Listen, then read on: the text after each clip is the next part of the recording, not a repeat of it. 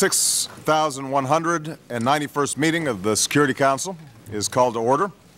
The first ever council meeting chaired by a U.S. president began with unanimous approval of a resolution renewing the UN commitment to a world without nuclear weapons. Resolution has been adopted unanimously as Resolution 1887 of 2009. And urging nations that have not already done so to embrace the Nuclear Non-Proliferation Treaty and the Comprehensive Nuclear Test Ban Treaty. Mr. Obama said the next 12 months will be critical in determining whether the new resolution can succeed. Now, we harbor no illusions about the difficulty of bringing about a world without nuclear weapons.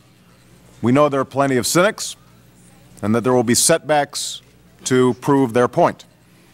But there will also be days like today that push us forward, days that tell a different story.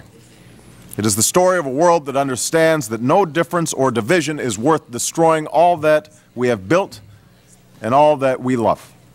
A single nuclear weapon explosion in a major world city would cause global economic damage and insecurity, the president warned, in addition to killing hundreds of thousands of people.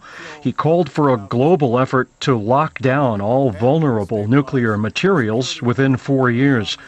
The resolution on nuclear proliferation the Council approved Thursday did not specifically mention individual countries, but both French President Nicolas Sarkozy and British Prime Minister Gordon Brown criticized Iran and North Korea's defiance of international efforts to curb their nuclear ambitions.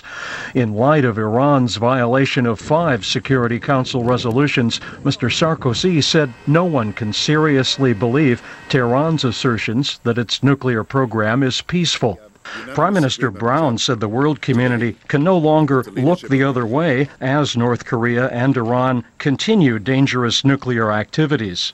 I believe the lesson of recent months is we cannot stand by when Iran and North Korea reject the opportunities of peaceful civil nuclear power and instead take steps to develop nuclear weapons in a way that threatens regional peace and security.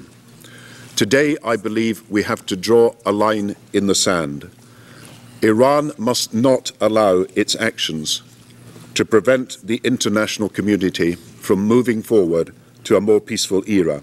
Support for tougher international sanctions against Iran appears to be growing in advance of a critical meeting next Thursday in Geneva between Tehran's nuclear negotiator and big power diplomats.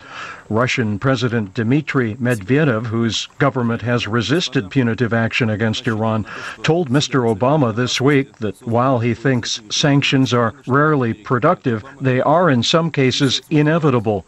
In another move to strengthen this country's image abroad, the United States ended a 10-year lapse Thursday and rejoined an international group working to support the Comprehensive Nuclear Test Ban Treaty.